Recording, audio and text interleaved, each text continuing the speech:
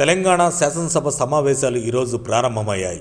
సమావేశాల తొలి రోజున దివంగత మాజీ ఎమ్మెల్యేలు రామరెడ్డి, దామోదర్ రెడ్డి, కొండా లక్ష్మారెడ్డిలకు సభలో సంతాప తీర్మానాలు ప్రవేశపెట్టారు. సభ్యులంతా నిలబడి మౌనం పాటిస్తూ నివాళులు అర్పించారు. ఈ కార్యక్రమానికి ముఖ్యమంత్రి రేవంత్ రెడ్డి, ప్రతిపక్ష నేత కె చంద్రశేఖరరావు, మంత్రులు, ఎమ్మెల్యేలు హాజరయ్యారు. కేసీఆర్ను సీఎం రేవంత్ రెడ్డి వ్యక్తిగతంగా కలిసి ఆయన ఆరోగ్య పరిస్థితి గురించి ఆరా తీశారు. అలాగే మంత్రులు ఉత్తమ్ కుమార్ రెడ్డి, కోమటిరెడ్డి వెంకటరెడ్డి, శ్రీధర్ బాబు, అడ్డూరి లక్ష్మణ్, సీతక్తో పాటు ఎమ్మెల్యే నవీన్ యాదవ్ కూడా కేసీఆర్కు అభివాదం చేశారు. సంతాప తీర్మానాల అనంతరం కేసీఆర్ సభ నుంచి నిష్క్రమించారు. ఈ సమావేశాల్లో జీహెచ్ఎంసీ పరిధి విస్తరణ, ఓఆర్ఆర్ చుట్టుపక్కల మున్సిపాలిటీలను విలీనం చేయడం, వార్డుల సంఖ్యను 150 నుంచి 300కు పెంచడం, స్థానిక సంస్థల ఎన్నికల్లో 2 పిల్లల నిబంధనను రద్దు చేయడం, తెలంగాణ జీఎస్టీ సవరణలు, ఉద్యోగుల హేతుబద్ధీకరణ వంటి కీలక అంశాలకు చట్టబద్ధత కల్పించనున్నారు.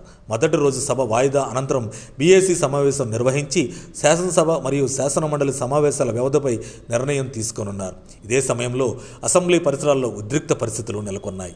పెండింగ్ బిల్లులు వెంటనే చెల్లించాలంటూ మాజీ సర్పంచులు అసెంబ్లీ ముట్టడికి ప్రయత్నించారు. పోలీసులు వారిని అడ్డుకొని కొందరిని అరెస్టు చేశారు. తెలంగాణ రాష్ట్ర సర్పంచుల సంఘం జేఏసీ ఆధ్వర్యంలో ఈ నిరసన చేపట్టగా ముందస్తు చర్యగా పలువురు మాజీ సర్పంచులను ఇప్పటికే పోలీసులు అదుపులోకి తీసుకున్నారు.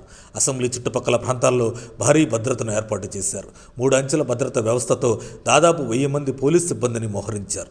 సర్పంచుల సంఘం రాష్ట్ర అధ్యక్షుడు లక్ష్మీ నరసింహారెడ్డిని హైదరాబాద్లో ముందుగానే అరెస్టు చేసి ఐఎస్ సదన్ పోలీస్ స్టేషన్కు తరలించారు. మరిన్ని అప్డేట్స్ కోసం మా కాయ్ టీవీని సబ్స్క్రైబ్ చేసుకోండి. మా వీడియో కనుక మీకు నచ్చినట్లయితే లైక్ చేయండి, షేర్ చేయండి.